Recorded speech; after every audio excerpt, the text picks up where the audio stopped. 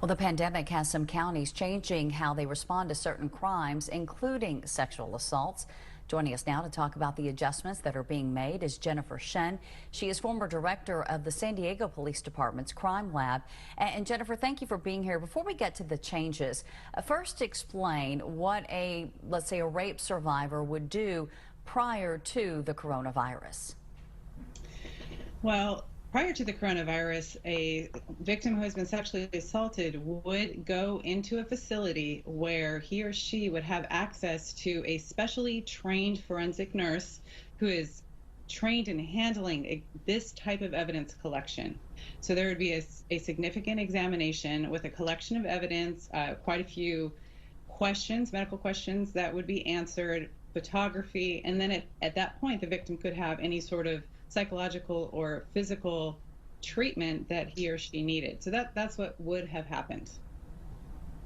Okay, but now, given the pandemic, officials are making some adjustments. They're moving resources. We know, for example, in Monterey County, they have shifted some of those forensic nurses that you mentioned to COVID-19, so they have less staff available. And Jennifer, as you know, now they're encouraging rape survivors to basically do what you described when they go into a hospital on their own at home.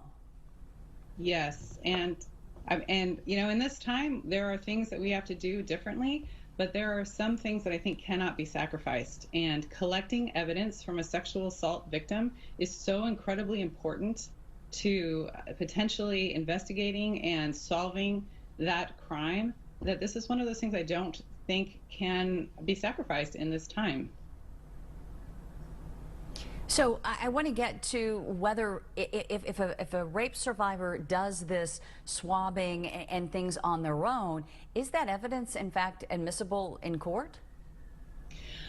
Well, that's a problem, and I think that Monterey did their best to handle that by really focusing on the chain of custody, which is really to just track the evidence from the time it's collected to the time it's tested.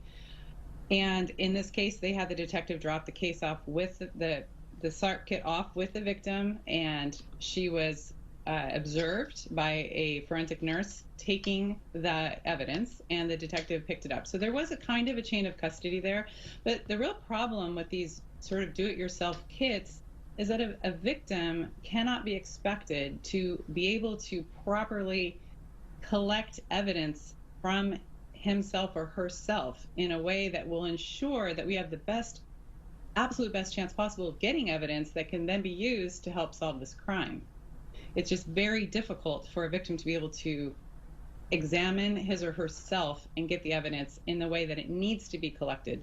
You know, another real problem with that is that part of the whole overall investigation by the forensic nurse is to examine the victim's body, take photographs of any injuries, and based upon a lot of experience and training, understand where the evidence needs to be collected from. Sometimes we have victims who can't remember exactly what happened, and so it's vital that evidence from all over the body is collected. All right, yeah, obviously counties and law enforcement facing a lot of challenges in the face of the COVID-19 pandemic. Thanks so much for coming on and talking with us about this particular issue. Appreciate your time. You're welcome.